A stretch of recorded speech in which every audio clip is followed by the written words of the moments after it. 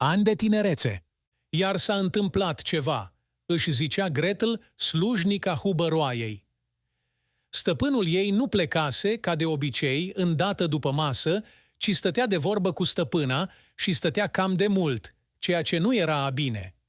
A intrat de câteva ori în casă pentru ca să ridice masa și i-a găsit mereu la fel, el cu pipa în gură, la un colț de masă, iar ea în celălalt colț.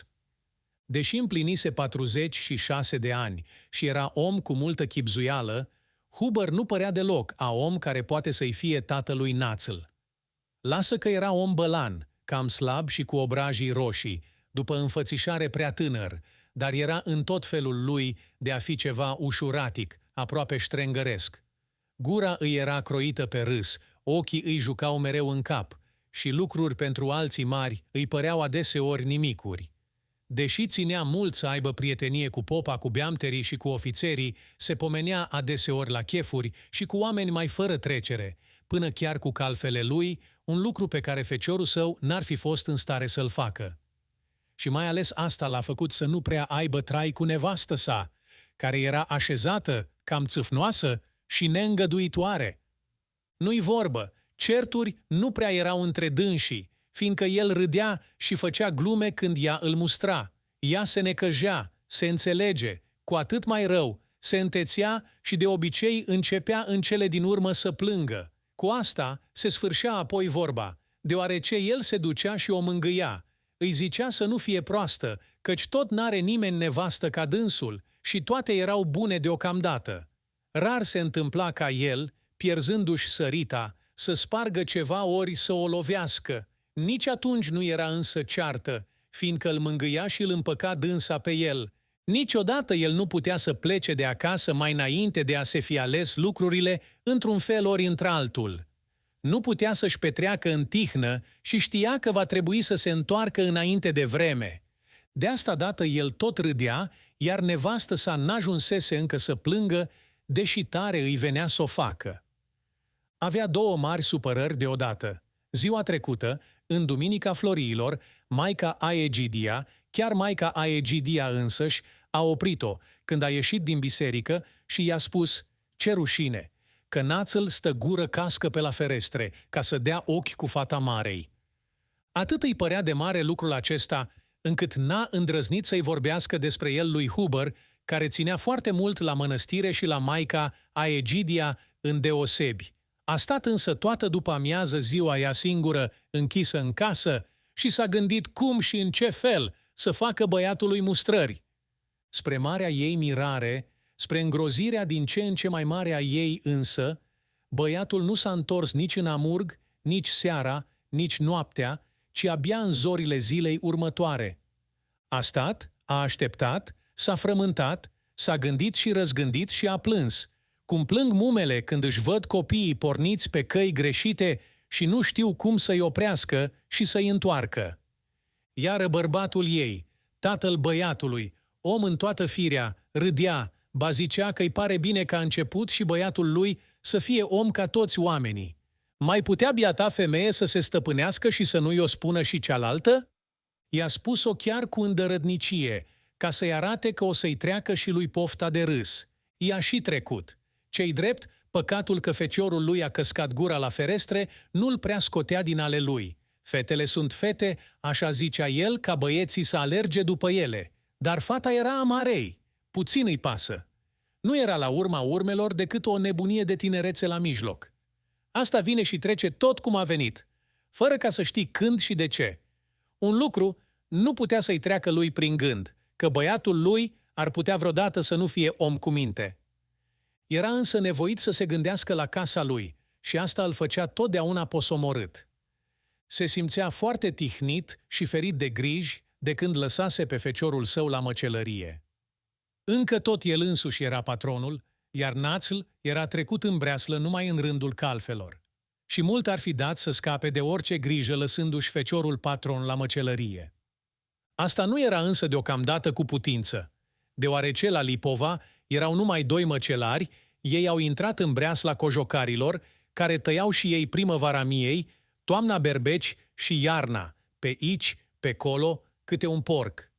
Iar după rânduiala Breslei, nu putea să intre în rândul patronilor decât acela care și-a făcut ani de ucenicie, a lucrat un an la patronul care l-a scos calfă și a mai făcut și 2 ani de călătorie. Națul făcuse anii de ucenicie și era de 2 ani calfă. Îi mai lipseau, dar cei 2 ani de călătorie. Nu-i vorbă, dacă starostele ar fi fost om de înțelegere, lucrurile mai ales pentru Huber s-ar fi putut pune la cale și fără de acești ani. Bocioacă era însă foarte mândru de starostia lui și nu s-ar fi învoit odată cu capul ca cojocarii să fie mai prejos de măcelari și ca de dragul unui măcelar să se nesocotească rânduiala Breslei, pe care toți cojocarii o păzeau cu sfințenie. Apoi nu era nici Huber omul care e în stare să se căciulească în fața lui Bocioacă.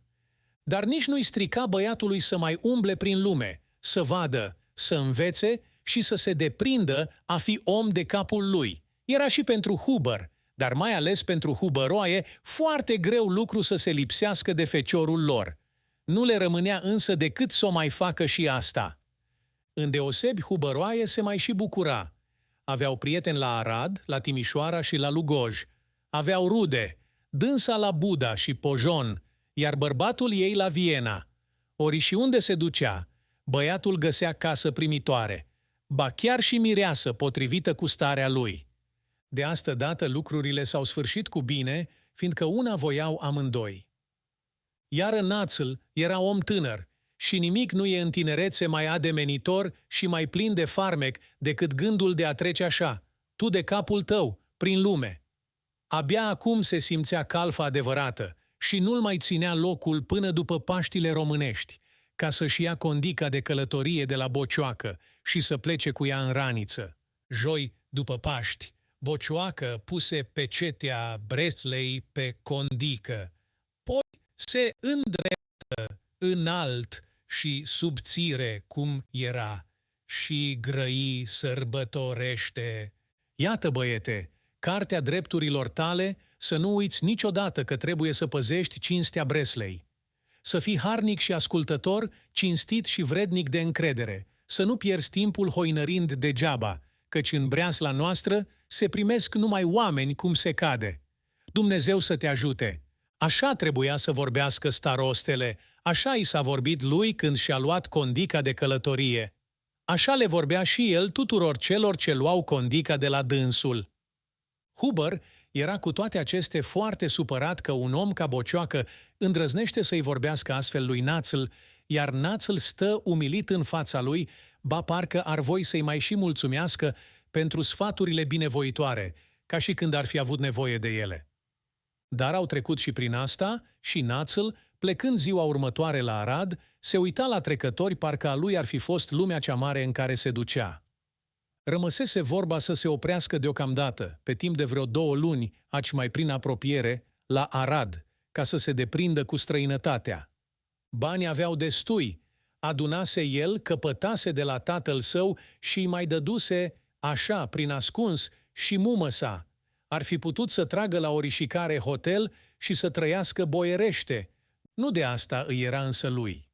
Calfă de măcelar, el se simțea mândru că poate să tragă la conacul Breslei, al Breslei adevărate, în care sunt numai măcelari, iar nu o amestecătură de fel de oameni. La conac a găsit alte 3 calfe, un neamț de la Timișoara, un ungur de la Dobrițin și un slovac de la Bichiș, iar calfele din aceeași breaslă, ori și unde s-ar întâlni, sunt prieteni.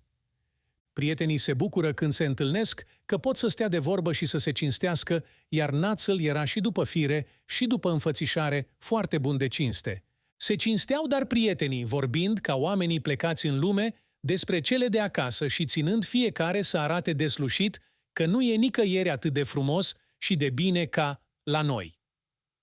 Într-un târziu Națl, care nu băuse mult, dar destul pentru dânsul, își rezemă capul pe cot, stete câtva timp gânditor, în vreme ce prietenii lui vorbeau înainte, apoi ochii îi se umplură de lacrimi. "Ce e, măi?" întrebă ungurul. "Nu știți voi," răspunse el înduioșat. "Degeaba v-aș spune, că nu puteți să mă înțelegeți. Dar nu pot nici eu să vă spun. Ar trebui să cunoașteți pe mama, ar trebui să știți ce fel e mama și nici atunci nu m-ați înțelege deplin. Zicea că se bucură când am plecat, dar eu știu că ea plânge acum și are să plângă mereu. Gră el și plânsul îi înecă glasul. Așa e, zise neamțul mișcat, e greu lucru să te desparți de mama ta. Mai ales când ai și tată ca mine, un om fără de inimă, adăugă națul, oarecum fără de voie. Asta trece, grăi slovacul. Ce să zic eu, întâmpină ungurul, care mi-am lăsat acasă drăguța, un boboc de te cuprinde amețeala când îl vezi. Națul își ridică capul și se uită drept în fața ungurului. Îi venea să apuce carafa și să-l lovească în cap cu ea. De ce trebuia să-i o aducă aminte și pe asta? Eu, zise el vorbind rar, nu am drăguță, dar fete sunt și pe la noi. Ar trebui să vezi cu ochii tăi ca să știi ce va să zică fată. Ai înțeles? Sunt și la noi fete. Strigă, apoi apucă carafa și o izbi pe pământ de se făcu miș-fărâmiș. Era foarte îndârjit feciorul hubăroaiei. Ce-ar fi fost dacă ar fi știut că pe același drum și în același ceas venise la Arad și Mara cu copiii ei? Deosebirea era numai că Mara n-a tras la conacul măcelarilor, ci la casa lui Claici, unde a fost foarte bine primită. Avea Mara gândul ei de mamă cu fată mare. La călugărițe n-ar mai fi vrut să o trimită pe Persida. Acasă nu putea soție. Mare lucru ar fi fost dacă ar fi putut să o lase în casa lui Claici. Așa, cu plată mai puțină. Milena era logodită cu un bogoslov. Persida era fată și ea, chiar mai frumoasă și mai deșteaptă decât Milena, ba putea să aibă la nevoie și zestre mai mare. Nu știe nimeni cum îi vine norocul. Nevasta lui Claici n-avea niciun gând, dar i-a venit unul. La Sân Miclăuș, aci peste Murăș, era un loc de popă și Munteanu, logodnicul Milenei, făcuse tot ceea ce trebuia să facă pentru ca să-l primească. Încă acum, dar, până la Rusalii, trebuia să se facă nunta. Milena și sora ei, Anca, lucrau pe capete, ca să fie cât mai curând gata cu ale zestrei. Iar Persida era o adevărată măiastră când punea mâna pe foarfece și pe ac. Mare lucru ar fi fost dacă ea ar fi rămas până la nuntă ca să le fie fetelor într-ajutor? Vai de mine! Nu se poate, grăi Mara! Trebuie să se întoarcă la școală. Tot așa zicea și Persida. Nu era însă chip să plece când fetele stăruiau atât de mult să rămâie, ba muma lor mai scăpase și vorba că o să-i fie Persidei recunoscătoare. Mara s-a întors dar singură la Radna, ducând se înțelege cu dânsa și o frumoasă scrisoare pentru maica Egidia. Acum nu se mai plângea Persida că n-are ce face. Lasă că fetele nu mai știau unde să-și pună capul, dar Claici avea 4 ucenici și 7 calfe, dintre care numai 2 erau oameni de casă. Seca Lena nu ținea, cu toate aceste, slujnică, ci se ajuta cu ucenicii și cu fetele ei. Era minunat la casa lui Claici și Persida, care atâta timp fusese mâna dreaptă a econoamei de la Lipova, ar fi voit să se despartă în mai multe, ca să fie pretutindenea, să pună lucrurile la cale, să facă rânduială, să le ție toate curate ca la mănăstire. Un singur lucru nu-i plăcea Persidei, că trebuia să șadă la masă cu calfele, care se uitau la ea cu coada ochiului. Acesta era însă obiceiul casei și nici că i-ar fi putut trece cuiva prin minte că s-ar putea și altfel. Ar fi plecat calfele toate dacă stăpânul nu le-ar fi făcut cinstea de a le pune la masa lui. Le era cu toate acestea oarecum greu să vie la masă și Bodroganu, cel mai sfătos dintre dânsii, mai înainte de a veni, se spălă pe mâini, apoi se mai și pieptănă și puse alt surtuc. Ceilalți făcură și ei ca dânsul, încât era ca în zi de sărbătoare la masa lui Claici și așa a și rămas de aici înainte. Singur Trică n-a intrat în acest obicei nou. El înțelegea prea bine de ce se spelcuiesc ceilalți și era mândru de soră sa. N-avea însă nevoie să facă tot ca dânsii, fiindcă și fără de asta tot frate îi rămânea Persidei. Duminică s-a spelcuit însă și el. Știa că are să vie Munteanu cu vreunul din prietenii lui să ducă fetele la biserică și n-ar fi lăsat odată cu capul pe soră sa să meargă singură cu dânsii. La biserică oamenii se duc să se închine, Dar aflându-se odată la un loc, ei se văd, se întâlnesc și stau de vorbă. Trică știa că fetele lui Claici nu se întorc niciodată singure de la biserică și ținea să fie și el în ceata celor ce le petrec acasă.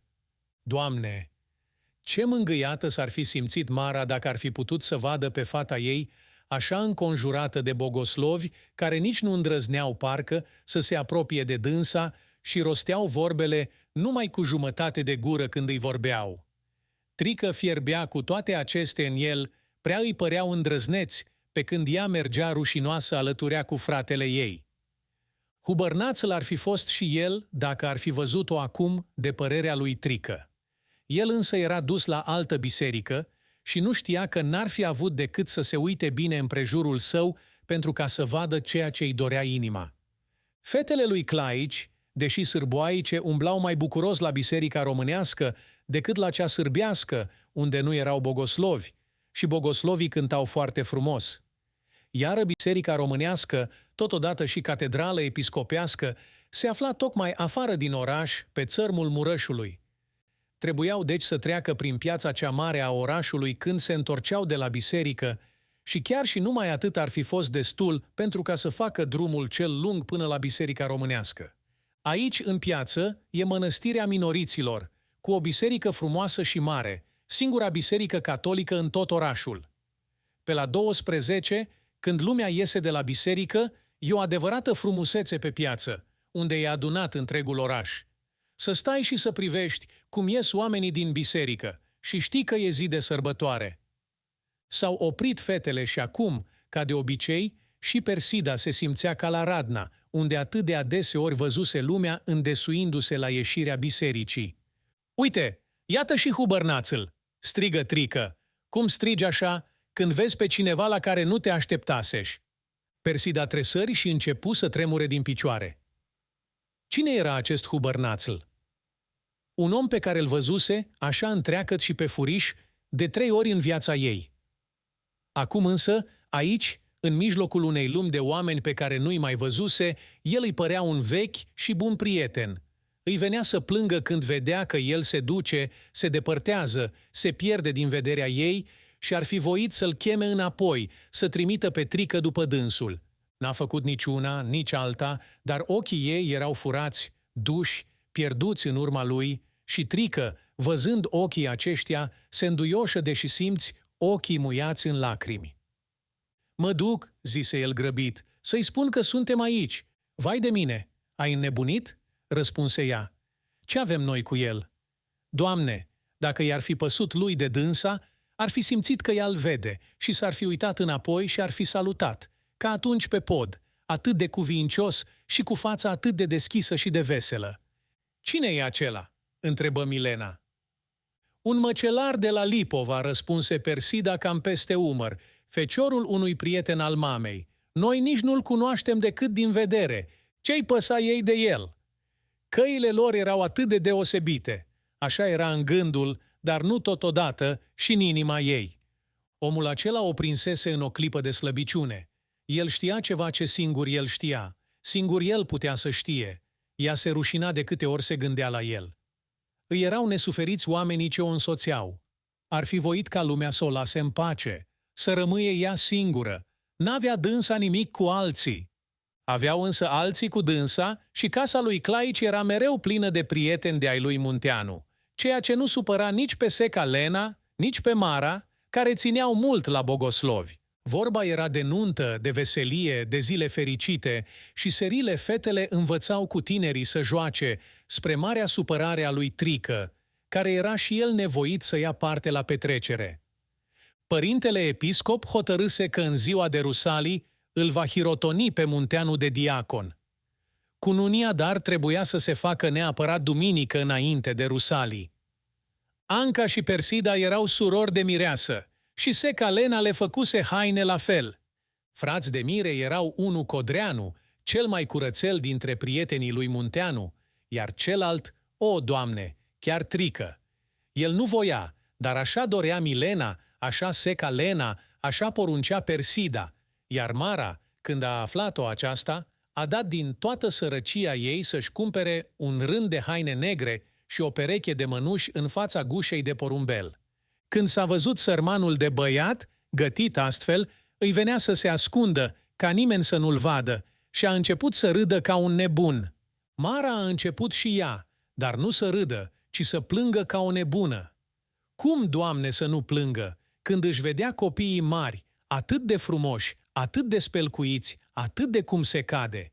Și bârzovanul, fie iertat, era în pământ și nu putea să-i vadă și el, căci și ai lui erau. Săracul, zise ea ștergându-și lăcrimile, mult a fost bun și vrednic. Azi nu mai trăiesc oameni ca dânsul. Nu era lumea asta pentru el.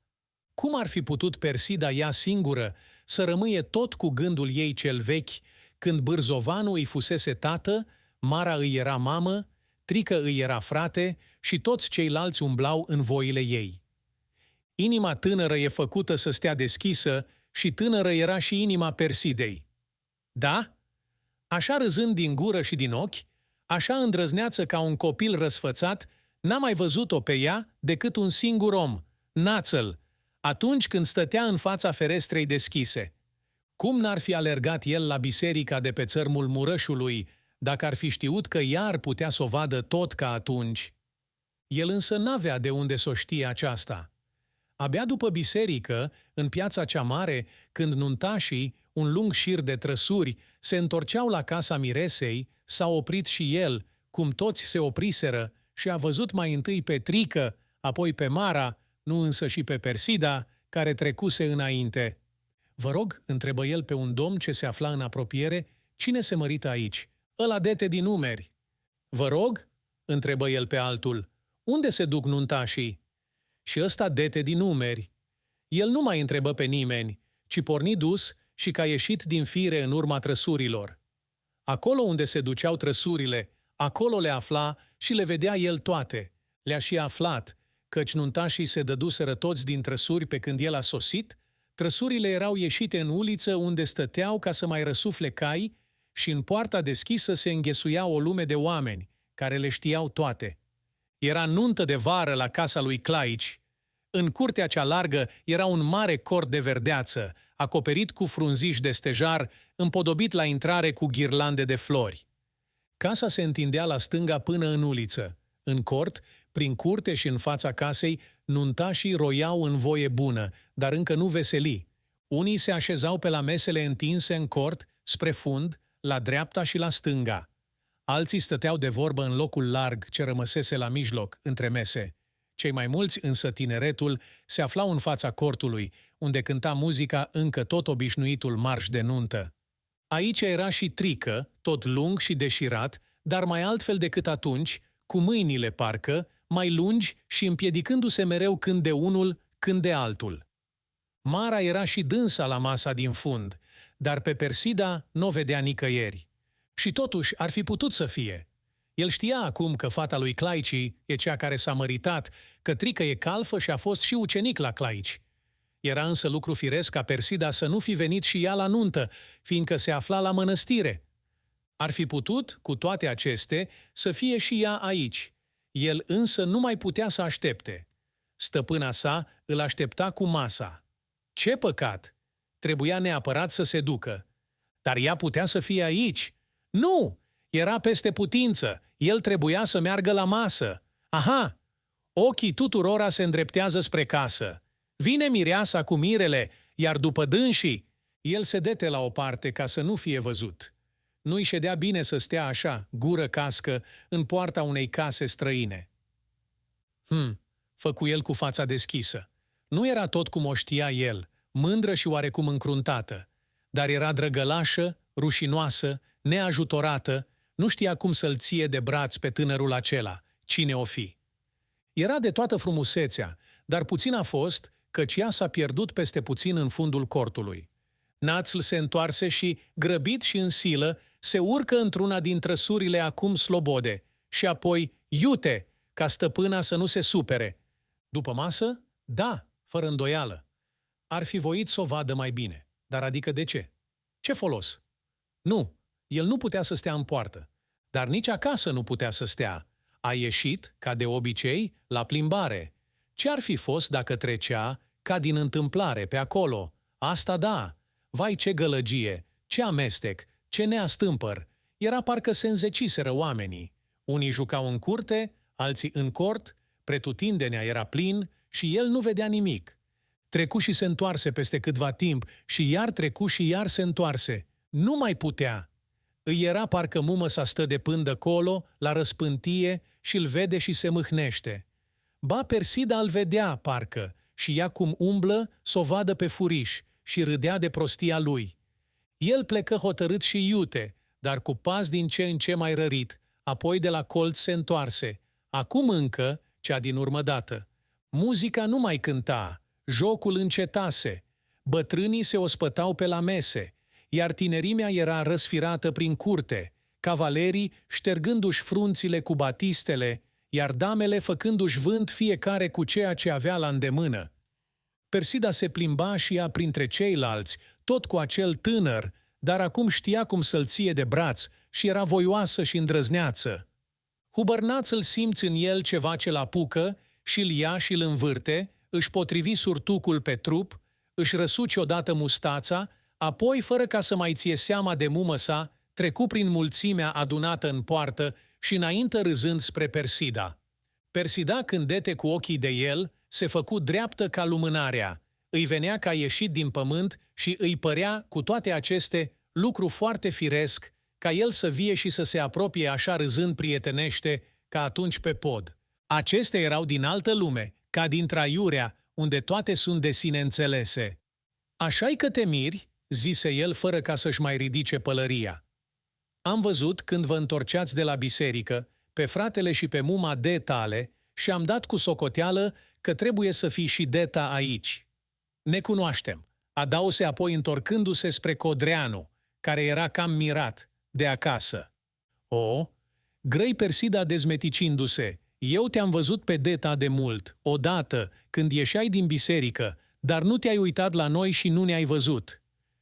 Păcatele mele, zise el, îmi pare foarte rău, care va să zică, nu acum ai venit. Sunt de la Paște aici și am să stau până la toamnă.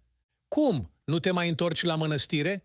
Nu o lăsăm, grăi Codreanu, ca să zică și el ceva. Națul nu putea să-și dea seama dacă rău ori bine îi pare. Acum, în pripă, simțea numai că îl zguduie ceva și se află în mare strâmtorare. Trică, deprins a fi cu ochii mereu la sora lui, era foarte voios și a alergat când l-a zărit pe Națul, la mumă sa cu vorbele. Maică, uite și Hubărnațul, a venit și el.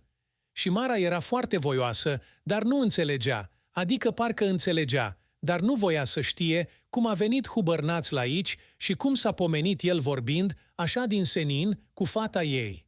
Care va să zică, ei se cunoșteau așa, fără de știrea ei, prin dosul ei. Sărac de sufletul meu, grăi dânsa, se ridică înaltă, spătoasă și greoaie, cum era, și se uită acolo cum se uită cloșca la pui când simte că nu-l iea bine. Iară Mara era dintre oamenii care nu vorbesc numai cu gura, ci și cu ochii și cu sprâncenele, și cu crețele de pe frunte, și cu mâinile descleștate, ochii tuturora se cârniră după ai ei și Națul era castrivit de multele priviri care îl întrebau, cum ai cutezat tu să vii nepoftit de nimeni aici? Acum iar îl vedea mumă sa. Era o nemaipomenită obrăznicie, a vorbit prostii de necrezut. Ce caută el aici? Ce vrea? Ce l-a adus? O să mai vie și mâine? Și poimâine? El se îndreptă și înfruntă privirile ațintite spre el, apoi se duse drept spre Mara, care era închisă în dosul mesei. Ajuns în fața ei, el ridică, zâmbind pălăria. Am văzut, zise, trecând din întâmplare pe aici, pe domnișoara fiica-t voastră și am dat cu socoteală că sunteți și voastră aici. Aș avea să vă fac o rugăminte. Mara se însenină. Așa, zise ea, era lucru firesc. Cum să nu cunoască feciorul lui Hubăr pe fata ei? Desa urmă, îndreptându-se spre nunul care ședea al treilea de la dânsa, e feciorul unui bun prieten al nostru. Nunul dete din cap, iar Națul se închină, apoi se întoarse spre Mara. Mama, grăi dânsul, era să vie săptămâna viitoare aici, fiindcă rămăsese ca după Rusalii să plec la Buda, vă rog să-i spuneți, dacă vă întoarceți, să nu mai vie, căci eu plec mâine. Îi scriu și eu, dar prinde mai bine dacă i-o mai spune și cineva cu grai viu. Să-i spuneți, vă rog, că m-ați văzut și sunt bine, dar n-am mai putut aștepta." "Bine, bine," răspunse Mara, "o să-i spun. Păcat, o să-i pară foarte rău." "Hei," urmă ea peste puțin, "greu se desparte mama de copilul ei, mai ales când unul singur are." "Vă mulțumesc," grăi dânsul încet. Apoi strânse mâna Marei, se închină și se întoarse iar cu capul ridicat și cu fața deschisă la Persida, care vorbea cu Codreanu parcă puțin îi pasă. "Domnișoară," grăi el întinzându-i mâna, "rămas bun. Eu mă duc mâine mai departe. Ea își lăsă mâna moartă în a lui." "Unde?"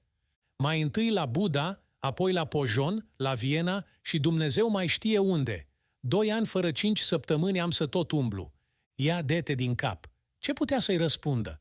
Păcat numai că a venit acum aici. Nici măcar în ochii lui nu s-a uitat, nici în urma lui n-a privit. Și el s-a dus fără ca să se uite înapoi. Ce aveau la urma urmelor ei doi unul cu